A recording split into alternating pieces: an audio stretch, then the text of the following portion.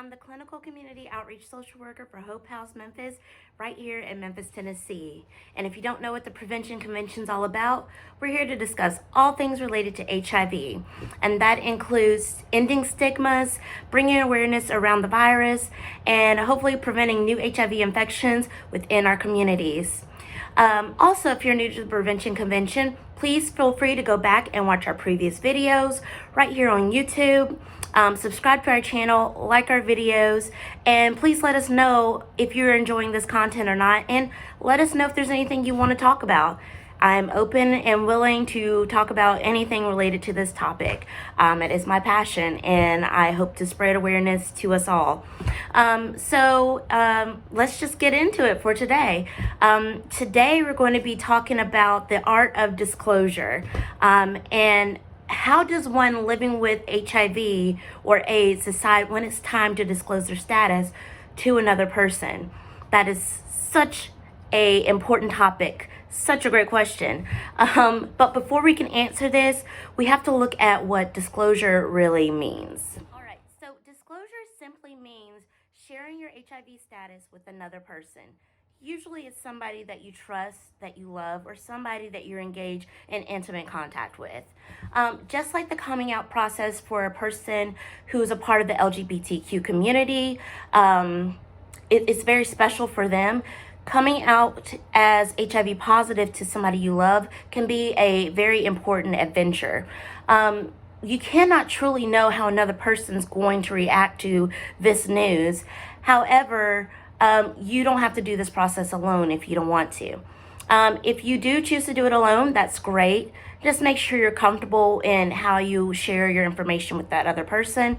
But this process can be anxiety provoking and a little bit complicated. So sometimes having that support person is pretty significant when sharing your status. So the support person can be your medical provider. It could be another person that you've already shared your status with and you want them to be beside you as you tell another person. It can be your social worker. It could be your therapist. It truly doesn't matter as long as you feel supported by that person in whatever way you need to be supported. That person can walk through role plays with you, can prepare you for this process, and can also just be that person that sits right beside you as you share your status with this other person. And regardless of how you go about the process, I hope through this convention you get the knowledge that you need to share your status with another person, or if you're on the other foot, you're hearing this from a person that you care about. Hopefully you are willing to be open and vulnerable enough to listen to what they have to say and to trust that they trust you enough to know about their status. So yeah, let's just get into it. First things first, if you're living with HIV and you're thinking of disclosing to others, you might want to take a step back to prepare yourself. Because sometimes when we think about sharing something so intimate and deep with somebody we care about, especially something that can be so stigmatizing, we end up finding out a lot about that person based off how they react to our news. So think about why you want to disclose to this person and who is important enough for you to disclose to. This is your status. You get to have control over this. So ask yourself, why is this person somebody that needs to know this information about me? Are they a parent who's going to show unconditional love to you and give you the support you need to walk you through treatment? Is it a spouse or a sexual partner who needs to know your status so that they can take care of themselves? Maybe they need to get on PrEP. Maybe we need to talk about using condoms more often. Maybe they need to go get tested just to make sure they are still HIV negative. Whatever it is, they need to know because you're in a sexual relationship with that person. Or maybe they're your child and they're worried because they see you taking medicine every day. They see you going to the doctor. They know something's up, but they don't officially know everything that's going on. So they're concerned. And, for a child, they're not going to need to know all that information. In fact, not everybody needs to know every single thing about your diagnosis. They don't need to know how you contracted it. They don't need to know what medicines you're taking, etc., unless you're willing to share that information. So know that you don't have to share your status with just anybody. You get to pick those who are important enough to know, and you get to choose the information you want to share with that particular individual as well. So next step is think about how disclosing might affect you as well as the individual that you are disclosing to. Just as this is a huge deal for you, this news can be a big shock to the person that you're disclosing to as well. They can be initially upset. They might hug you. They can ask questions. They might be scared for you or scared out of their mind just about hearing the word HIV. Or they just might not be in a place where they can fully cope or understand everything that you've explained to them. And I know sometimes this can be disheartening, and this can be very upsetting to you, but just know that this is not the end of the world, because you just made a brave step forward, a very vulnerable and open decision to share something so personal about yourself to another person. And this is a major step towards accepting yourself and accepting your diagnosis. This is going to help you move forward. So don't forget that.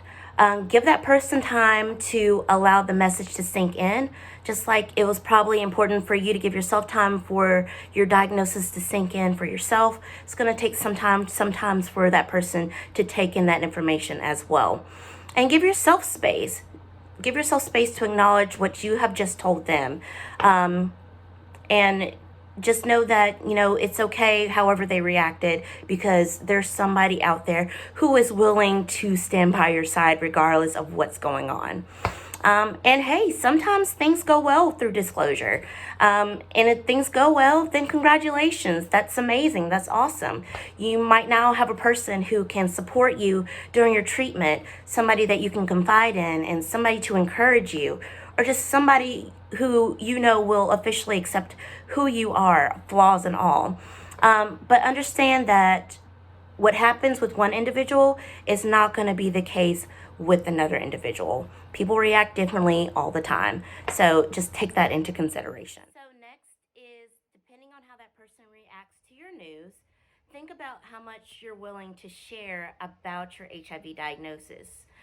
If they're asking questions, if they're curious, calm and open to learning more, then of course, if you're willing to share information about yourself, more information about your diagnosis, by all means, share as much as you're willing to do. But if somebody is more accusatory or angry or upset at your news, you're probably not willing to go beyond the point of just sharing the fact that you are positive. And either way, it's okay.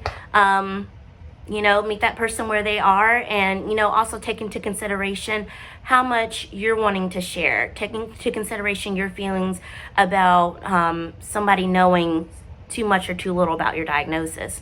And also know that regardless of how much that person asks for, you are not responsible for being their teacher. You're not responsible for being their guide into the world of HIV.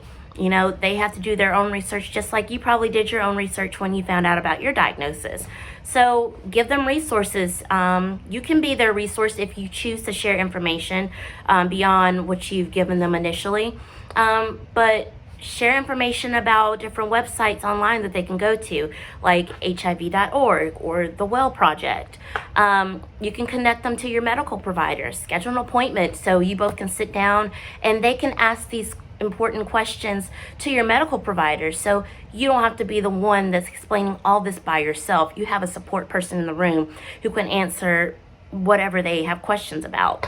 And also, there's different organizations in the Memphis area, if you're living in Memphis, or in your surrounding areas, wherever you are, where, these individuals can go seek information. So here in Memphis, we have Friends for Life, we have Planned Parenthood, we have the health department, and we have Hope House, of course, as well.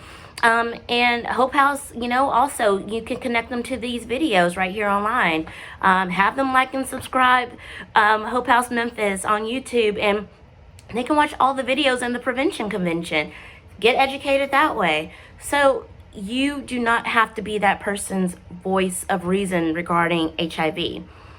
Provide them with the resources and allow them to seek the knowledge, especially if you're not ready to be that person who explains everything to them. One last thing I want to leave you with in regards to disclosure is to think about where you want to share this confidential information.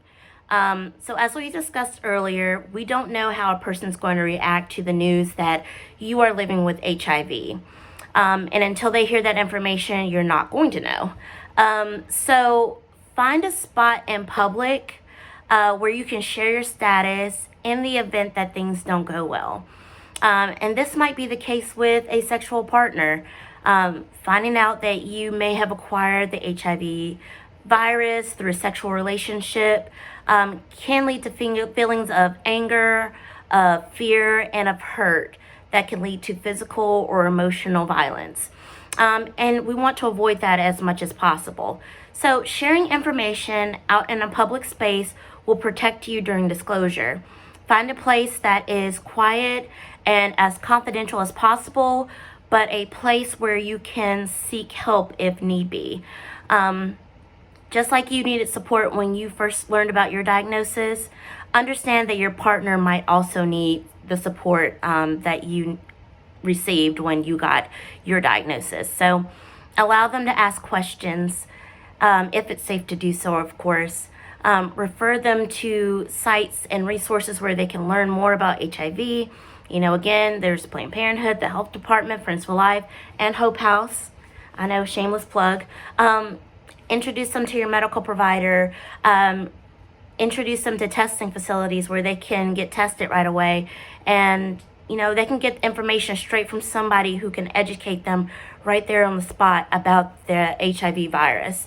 And also link them to resources to make sure they stay negative if they are negative. So, like connecting them to the corner if they are wanting to get help with PrEP, or the other agencies we mentioned earlier if they're needing access to more preventative health measures such as condoms, testing, etc. So just keep that in mind as well. We cannot know how somebody's going to react, but prepare yourself for the worst and hope for the best. And there's so much more information I want to share about disclosure, but I don't want to take up all your time today. So you'll have to check back into the Prevention Convention on next week. We'll have another video out continuing our discussion on disclosure, and also the ins and outs about the legal aspects surrounding the HIV virus disclosure, etc. We'll talk more about that next time. But as always, if you need more information or you need access to testing, whether in-person testing is needed or take-home tests, feel free to contact me at the information that I'm linking below. Find us also on hopehousememphis.org, and we're also on Facebook and Instagram with the handle Hope House Memphis. Thank you all for joining us today in the Prevention Convention. Wow, what is it with me today? The Prevention Convention. And I look forward to hearing and seeing you all on next time. Talk to you soon. Bye.